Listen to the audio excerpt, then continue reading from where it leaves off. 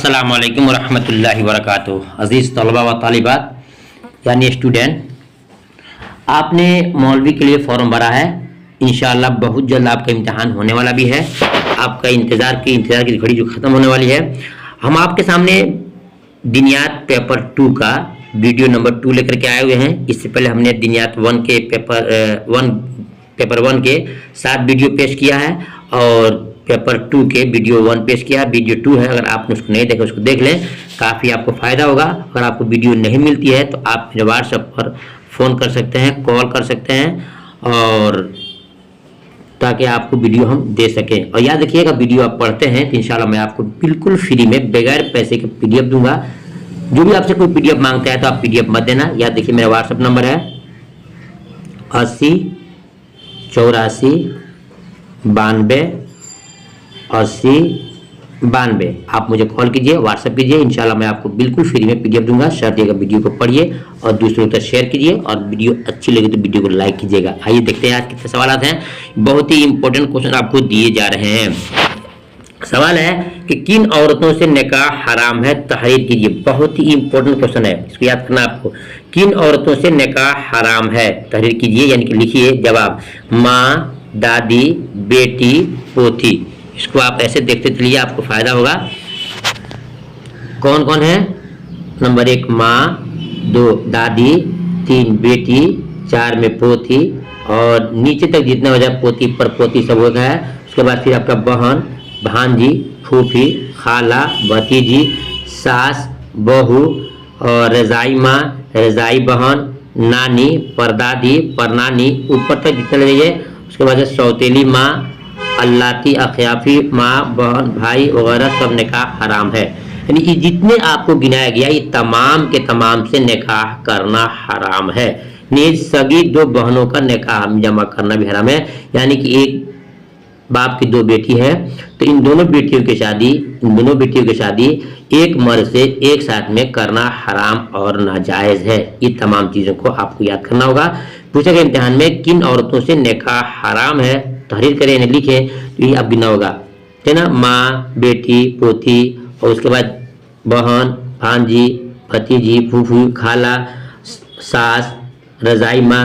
रजाई माँ किसे कहते हैं? उस माँ को कहते हैं जिसका आपने दूध पिया है, ठीक है। यानी किसी से निकाह आपका जायज नहीं है। इतने किस्म की औरतें हैं जिससे निकाह करना आपके लिए, सबके लिए क्या है, हराम है।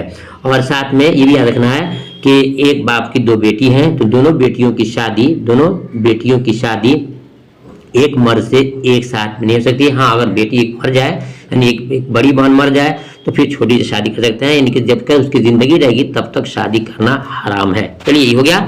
अब देखते हैं सवाल नेक्स्ट में है कि सदका फित्र के वाजिब होने और उसके अदा करने का वक्त क्या है। इम्तिहान के अंदर एक क्वेश्चन आता है कि सदका फित्र के वाजिब होने और उसके अदा करने का वक्त क्या है, यानी कब अदा करेंगे और किसको अदा करना है, ठीक है।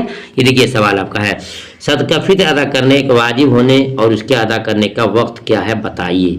जवाब लिखेंगे सदका फित्र यौमुल फित्र के, यानी कि ईद के, है ना, बोलते हैं यौमुल फित्र बोलते हैं।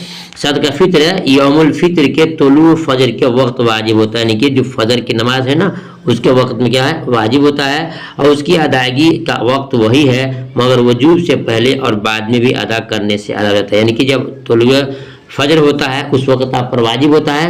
अल्लाह ने आपको अगर माल और दौलत दिया है, साहिब निसाब है, तो सदका फित्र आप पर वाजिब होता है और उसको ईदगाह में जाने से पहले आपको उसको अदा करना है। अगर आपने उस ईदगाह में जाने के बाद भी, ईदगाह से वापस आने के बाद भी अगर अदा कर दिया तो आपका अदा हो जाएगा। लेकिन मुनासिब है कि ईदगाह से जाने से पहले सदक़े फित्र को निकाल करके गरीबों तक पहुंचा दिया जाए। फिर देखिए सदक़े फित्र यौमुल फित्र के तुलू फजर के वक्त वाजिब होता है और उसकी अदायगी का वक्त भी वही है, उस वक्त आपको दे देना है। मगर जब वजूब से पहले, यानी कि हो सकता है रमज़ान से पहले भी, रमज़ान के अंदर कभी किसी भी तारीख को आप दे सकते हैं। रमज़ान की 1 तारीख से लेकर के रमज़ान के आखिर तारीख में बीच में भी अगर आप दे सकते हैं, अल्लाह ने आपको सलाहियत दिया है तो कोई बात नहीं है, कोई गुनाह नहीं है। और उसको बाद में भी अदा करते हैं तो भी अदा हो जाएगा, लेकिन अच्छा नहीं है। मुनासिब है कि सदका फित्र को, यानी जो फितरा निकालते हैं रमज़ान के अंदर, वो गरीबों को ईद की नमाज से पहले उसको दे दिया जाए, ठीक है। अब नेक्स्ट देखते हैं सवाल में कि मिशकात के मुअल्लिफ कौन है। ये क्वेश्चन बहुत ही इंपॉर्टेंट है। मिशकात शरीफ के मुअल्लिफ कौन है, यानी कि किसने इसको तालीफ किया है, इसको सजाया है और सब तालीफ किया है, तहरीर करें। जवाब है कि मसाहबी के मुअल्लिफ इमाम अबू मोहम्मद हुसैन इब्न मसूद फराबगवी हैं। 10-12 मशहूर मुस्नद हदीस की किताबों बुखारी, मुस्लिम, तिरमिजी, अबू दाऊद, इब्न माजा, नसई, मुअत्ता मालिक, मुअत्ता मोहम्मद, सुनन इमाम शाफी और बैहक़ी वगैरह से ज़रूरी अहादीस का एक मजमुआ रफ़ाए आम के लिए मुरतब किया। यानी कि इतनी मोतबर किताबों से इमाम अबू मोहम्मद हुसैन इब्न अबू मसूद फराबगवी ने इकट्ठा करके ये किताब मिशकातुल मसाबी के नाम से तजवीज़ किया है, लिखा है। ठीक है, ये मेन जो किताबें हैं, इन किताबों से उन्होंने कहा कि हदीस को इकट्ठा किया और एक छोटी सी हदीस किताब बनाई जिसका नाम रखा मिशकातुल मसाबी। ठीक है, अच्छा, ये किताब बहुत मकबूल हुई, ये किताब बहुत मकबूल हुई, लेकिन इन हदीस की असनाद मज़कूर न होने की वजह से कुछ अरसे के बाद चश्मनगाह को कुर्बीन इसमें तरह तरह के अयूब निकालने लगे। अगरचे मुसन्निफ का नकल फरमाना देना ही इसनाद की मिसल है, क्योंकि वो मोतबर हैं, इसलिए उस वक़्त ज़रूरत पड़ी कि इसकी इस्लाह की जाए ताकि मोतरज़ीन खामोश हो जाएं। यानी जब उन्होंने किताब को लिखा तो कुछ लोगों ने इस पर नुक्ताचीनी किया, एतराज़ किया कि इसकी सनद सही नहीं है। उन्होंने फिर इस सनद का, उनके एतराज़ का जवाब दिया ताकि लोगों को ज़बान खामोश हो जाए। ठीक है, अब आगे देखते हैं कि मस और बशर से क्या मुराद है। मस और बशर से क्या मुराद है? तो जवाब है कि हज़रत उम्मे सलमा रज़ियल्लाहु अन्हा रवायत करती है, रसूलुल्लाह सल्लल्लाहु अलैहि वसल्लम ने फरमाया, जब जिलहिज्जा का पहला अशरा शुरू हो तो तुम में से किसी का कुर्बानी का इरादा हो तो उसको चाहिए कि अपने बाल और नाखून में से कुछ न छुए।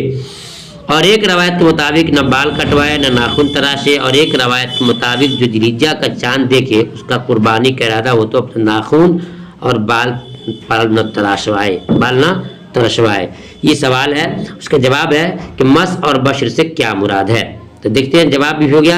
उम्मे सलमा रज़ियल्लाहु अन्हा फरमाती हैं कि रसूलुल्लाह सल्लल्लाहु अलैहि वसल्लम ने फरमाया कि जब जिलहिज्जा का पहला अशरा शुरू हो और तुम में से किसी का कुर्बानी का इरादा हो, उसको चाहिए कि अपने बाल और नाखून में से कुछ न छुए। मस के माना छूना होता है। और एक रवायत के मुताबिक ये न बाल कटवाए न नाखून तराशे, और एक रवायत के मुताबिक जो जिलहिज्जा का चांद देखे उसका कुर्बानी का इरादा हो तो अपने नाखून और बाल न तरसवाए। अब इसकी तशरीह सुनिए। ईदुल अजहा का चांद देख लेने के बाद कुर्बानी कर लेने तक बाल और नाखून कटवाने से इसलिए मना किया गया है कि हज के लिए एहराम वालों के साथ मुशाबत हो जाए, क्योंकि जो लोग हज करने जाते हैं वो लोग ऐसा नहीं करते हैं। लेकिन ये ममानियत तंज़ीही है, यानी कोई जरूरी नहीं है कि आदमी हर हाल में बाल रखबे ही करे और बाल नाखून कटबे न करे, बल्कि अगर आपको ज़रूरत है और आपके काटने की अगर वाकई सख्त ज़रूरत है तो काट भी सकते हैं। लिहाजा बाल और नाखून न कटवाना मुस्तहब है, उसके खिलाफ अमल करना तर्के औला है। मगर इमाम शाफई के नज़दीक उसके खिलाफ करना मकरूह है। यह हदीस इमाम अबू आज़म हनीफा के कौल की तायद में है, क्योंकि उनके नज़दीक यहाँ नफ़ी से मुराद नफ़ी तंज़ीह है और नफ़ी तंज़ीह मुस्तहब अदा होती है। ठीक है, मस के माना छूना है, यहाँ बतौर मुबालगा इस्तेमाल किया गया है, यानी बिल्कुल बाल न कटवाए, और बशरा से मुराद नाखून है। बशरा से मुराद नाखून है। जी स्टूडेंट समझ गए होंगे कि ये कुर्बानी के जब चांद देखते हैं तो उस वक्त का ये मसला है कि जिन चांद देख ले।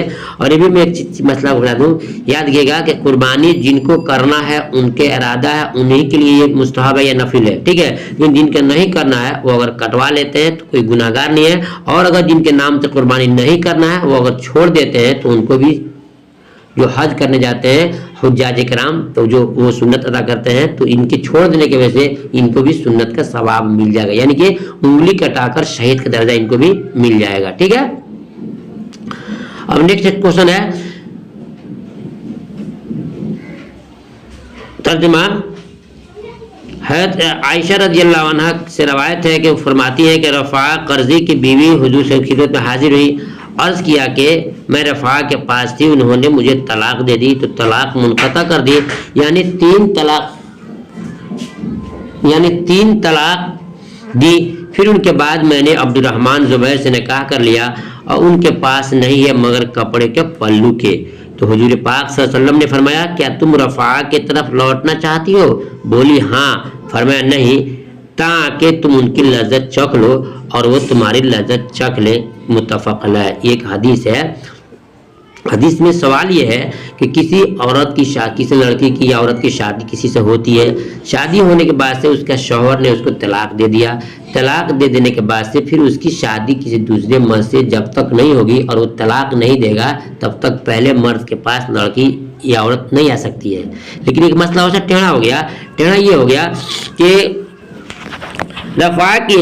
رفاع قرضی کی بیوی حضور کی خدمت میں حاضر ہوئی اور کہتی ہے کہ میرے شوہر رفاع نے کیا کیا ہے، طلاق دے دیا ہے اور میں جا کر کے عبد الرحمن زبیر سے نکاح کر لیا ہوں، نکاح تو کر لی ہوں لیکن ان کے پاس میں جب جاتی ہوں رات میں تو ان کے پاس مردانگی طاقت نہیں ہے۔ یہ جو لکھا ہے نا اس کو سمجھیے گا کہ نکاح کر لیا، دیکھیے یہاں لکھا ہے نکاح کر لیا، ان کے پاس نہیں ہے مگر کپڑے کے پلو کی طرح، جس طرح کپڑے کا ایک کور ہوتا ہے نا تو ٹائٹ تو ہوتا نہیں ہے، نرم ہوتا ہے، وہی کہہ رہے ہیں کہ ان کے پاس یعنی کہ مردانگی طاقت نہیں ہے، لہذا میں چاہتی ہوں کہ لوٹ جاؤں۔ کہاں؟